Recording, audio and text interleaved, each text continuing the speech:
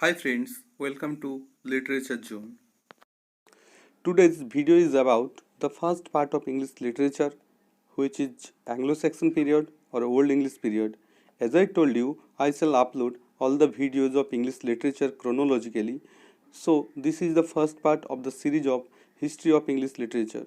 Let's start the topic Old English or Anglo-Saxon period.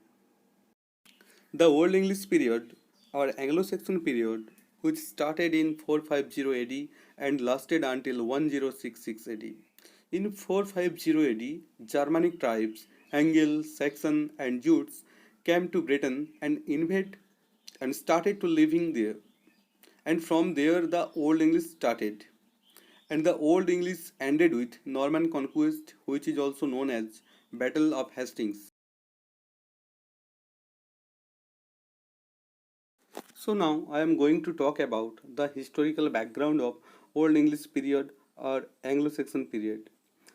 So to remember the events and incidents of Old English period, there is a acronym which is CRAVN, CRAVN, whereas C stands for Celts, R stands for Roman conquest, A stands for Anglo-Saxon invasion, V stands for Viking invasion, and N stands for Norman invasion.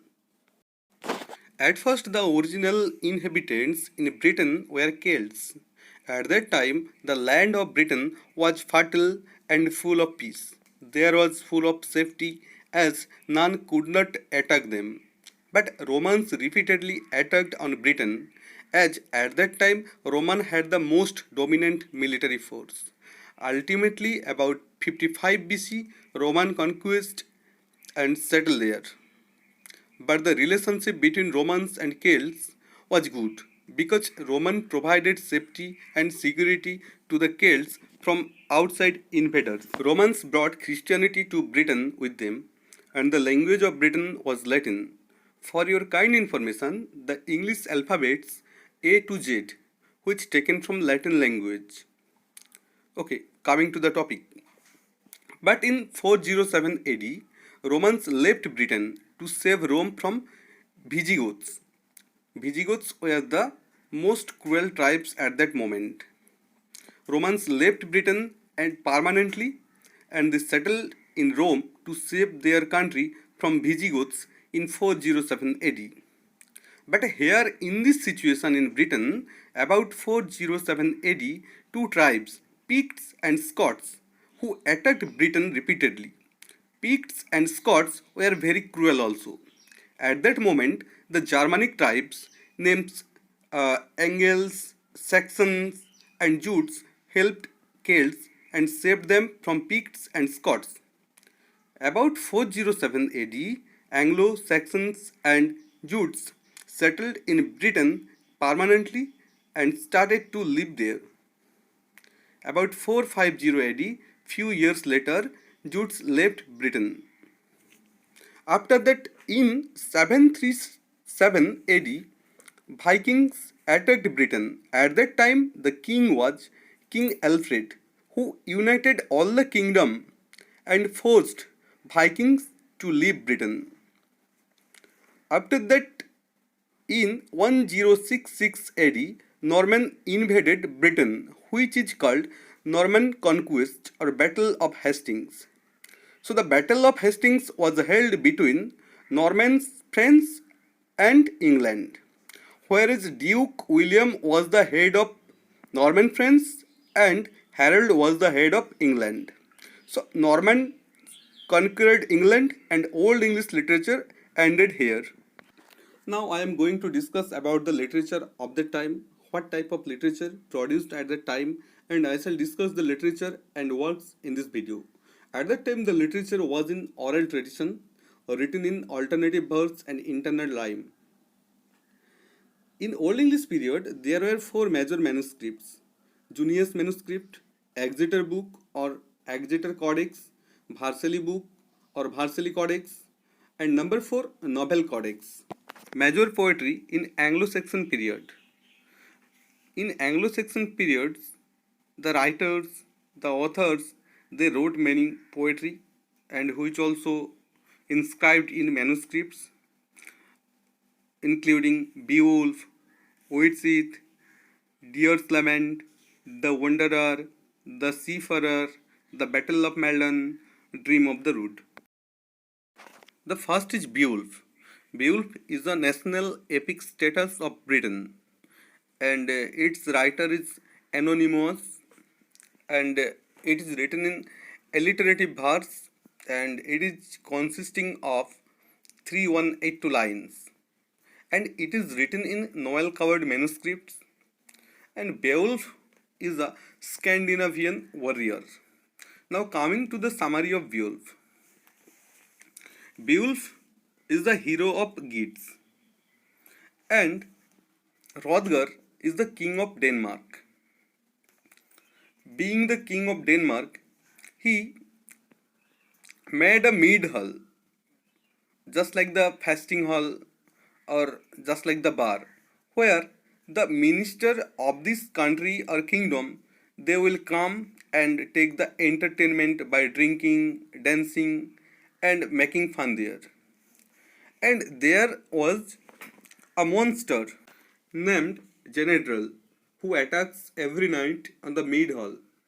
And the people of the mead hall they were totally feared, and they go for Hrothgar to seek help, and Hrothgar invites Beowulf. After hearing this, Beowulf helps Hrothgar and heroically kills Genedral. Beowulf also kills the mother of Genedral, and after killing Genedral and his mother, Beowulf returns Geats and becomes the king of Geats. Few years later, a terrible dragon attacks Geats. Beowulf kills the dragon but receives a mortal wound and finally he died. In this poem, monsters symbolize Africa and dragons symbolize China. Actually, Beowulf wanted to conquer Africa and China. With it, and it has a subtitle or Traveler's Song. So it is consisting of 143 lines and it is an alliterative poem. Oatsith is a traveler or wanderer who tells his wandering concepts and incidents and people's love for him. Now Dior's Lament. It is about a lament of a minister who complains about his replacement by another minister. So Dior's Lament is totally a poem about lamentation of a minister. The Seafarer. It is based on a life of a sailor about the sea waves, the isolation, the tempest, and many incidents happens during the sea life. The Wanderer.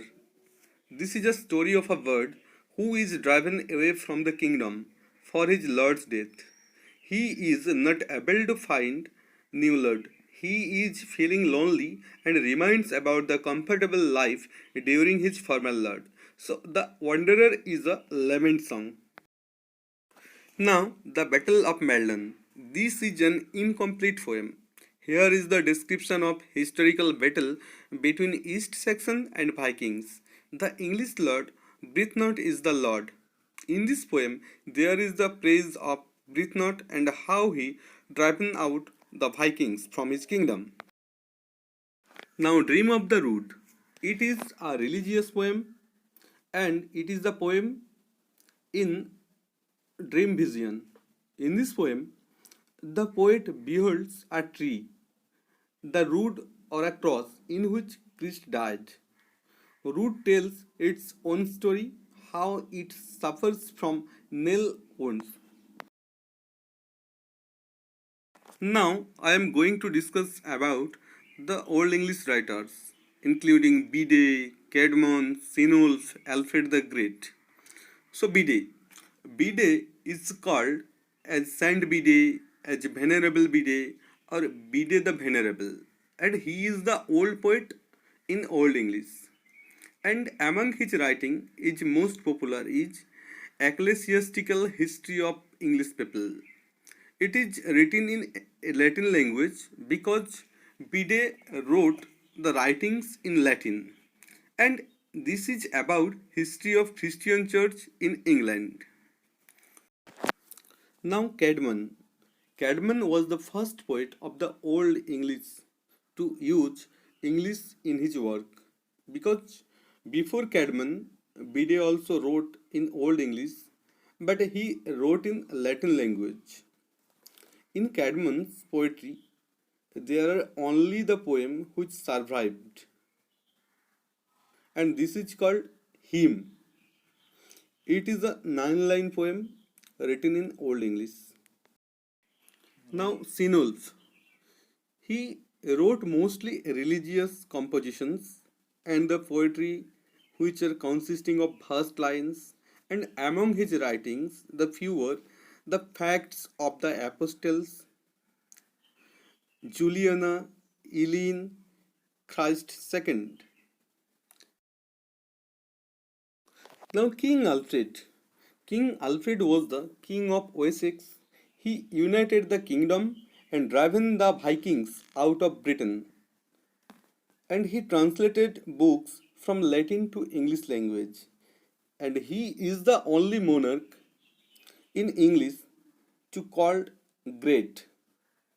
It means he was awarded the title great.